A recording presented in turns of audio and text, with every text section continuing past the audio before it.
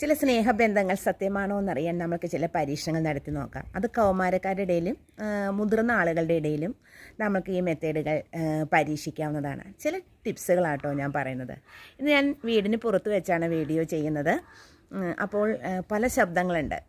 കാക്ക കരയുന്ന ശബ്ദമുണ്ട്, അതുപോലെ എൻ്റെ നൈബേഴ്സ് സംസാരിക്കുന്ന ശബ്ദങ്ങളുണ്ട്. കാരണം ഇനി സ്റ്റുഡിയോയിലേക്ക് പോയില്ല, വീട്ടിലിരുന്ന് തന്നെയാണ് ഞാൻ വീഡിയോ ചെയ്യുന്നത് കേട്ടോ. അതുകൊണ്ട് നിങ്ങൾ ക്ഷമിക്കണം.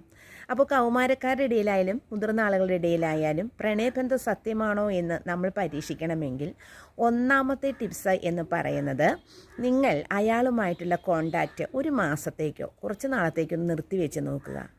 അയാൾ പൊട്ടിത്തെറിക്കുന്നത് കാണാം. ഈ പൊട്ടിത്തെറി ചെന്ന് അങ്ങോട്ടും ഇങ്ങോട്ടും അബ്യൂസ് ആവുകയും ഭയങ്കര വലിയ വഴക്ക് നടക്കുകയും കേൾക്കാൻ കൊള്ളാത്ത വാക്കുകൾ സംസാരിക്കുകയും ചെയ്ത് സ്റ്റോപ്പ് ചെയ്ത് പോവുകയാണെങ്കിൽ തീർച്ചയായിട്ടും ആ സ്നേഹം ഫേക്കാണെന്ന് മനസ്സിലാക്കാവുന്നതാണ്. രണ്ടാമത്തെ ടിപ്സ് എന്ന് ഞാൻ പറയുന്നത്, നിങ്ങൾ സംസാരിച്ചുകൊണ്ടിരിക്കുമ്പോൾ പെട്ടെന്ന് നിങ്ങൾ പൊട്ടിത്തെറിക്കുകയാണ്. പിന്നെ തുടരെയായിട്ട് ഓരോ ദിവസം കണ്ടുമുട്ടും പൊട്ടിത്തെറിക്കുകയും വളരെയധികം ദേഷ്യപ്പെടുകയും ചെയ്യുമ്പോൾ അത് അയാൾക്ക് സഹിക്കാൻ പറ്റിയില്ല എങ്കിൽ അയാൾ തീർച്ചയായിട്ടും പിൻവാങ്ങുന്നതാണ്. പെട്ടെന്ന് തന്നെ അയാൾ എസ്കേപ്പ് ചെയ്യാനായിട്ട് നോക്കും. ഇവരെ മുന്നോട്ട് കൊണ്ടുപോകാൻ പറ്റില്ല എന്ന് തോന്നും. എന്നാൽ ജെനുവിനായിട്ടുള്ളൊരു വ്യക്തിയാണെങ്കിൽ തീർച്ചയായിട്ടും അയാൾ നമ്മളുടെ കൂടെ നിൽക്കുന്നതാണ്.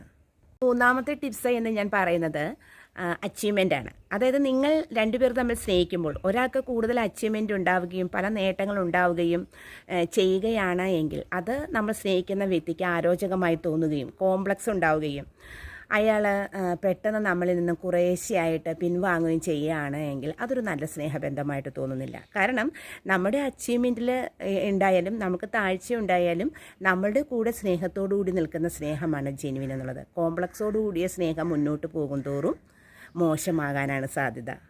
നെക്സ്റ്റ് ടിപ്സ് എന്ന് പറയുന്നത്, നമ്മൾ വളരെയധികം കൂടുതൽ മറ്റുള്ള ആളുകളുമായിട്ട് അടുത്തിടപഴകുകയാണ്. ഇപ്പോൾ സോഷ്യൽ സ്റ്റാറ്റസ് വളരെയധികം ഹൈ ആക്കുകയാണ്.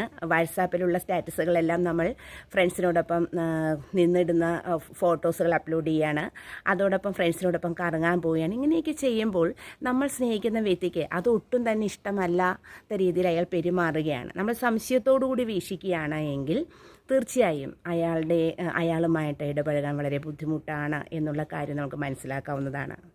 അപ്പോൾ എന്തെല്ലാം പ്രതിസന്ധികൾ ഉണ്ടായാലും നമ്മൾ എത്ര ഇതായിട്ട് പെരുമാറിയാലും നമ്മളുടെ ഒപ്പം അതൊക്കെ ഉൾക്കൊണ്ട് നിൽക്കുന്ന ഒരാളുടെ സ്നേഹം എന്ന് പറയുന്നത് എപ്പോഴും ജെനുവിനാണെന്ന് മനസ്സിലാക്കാവുന്നതാണ്.